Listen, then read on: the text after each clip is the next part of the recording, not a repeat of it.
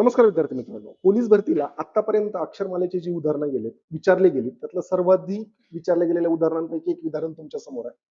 हे उदाहरण पाहिलं आणि हे जर सोडवायचं असेल तर आपल्या मनामध्ये लगेच येतं की आता माझ्याकडे एक एबीसीडी लिहिलेली पाहिजे आणि त्याच्यातले जे फरक आहेत त्याच्या अनुषंगाने मला हे उदाहरण सोडवेल. मी या उदाहरणाच्याच खाली एक संख्यामालेचं उदाहरण लिहितो. दृष्टिकोनातला सगळा फरक आहे बघा. 10, 12, 14, 16. तुमचं उत्तर तयार झालं असेल. सर हे जर 16 आहे तर 16च्या पुढे काय असणार आहे? डेफिनेटली 16च्या पुढे 18 असणार आहे. आणि ह्या संख्यामालेच्या उदाहरणाचं तुम्हाला लगेच उत्तर येऊन जातं 18, कारण काही 2चा फरक आहे. पण आपला या अक्षरांकडे पाहण्याचा जो दृष्टिकोन बनलाय तो असा बनलाय की प्रत्येक वेळी हे सोडवताना मला एबीसीडीची गरज आहे.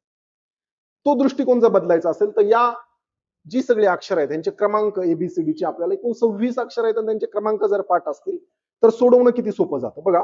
जे एबीसीडी 10 नंबरला आहे, एल 12 नंबरला आहे, एन 14 नंबरला आहे, पी 16 नंबरला आहे, म्हणजेच 18 नंबरला जे अक्षर असणार आहे आर हे ते त्याचं उत्तर असणार आहे.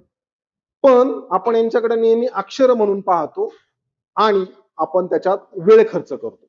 म्हणून अप्रोच मध्ये एक बदल करूया या दिवाळीमध्ये. तो अप्रोच मधला बदल असा असेल की ही जी सगळी अक्षर आहेत या अक्षरांकडे आपल्याला अंक म्हणून पाहायचंय. जर ए टू झेड पर्यंतच्या अक्षरांचे अंक आपल्याला पाठ असतील तर प्रत्येक उदाहरण 10 ते 15 सेकंदात आपल्या अक्षरमालेचं सुटणार आहे.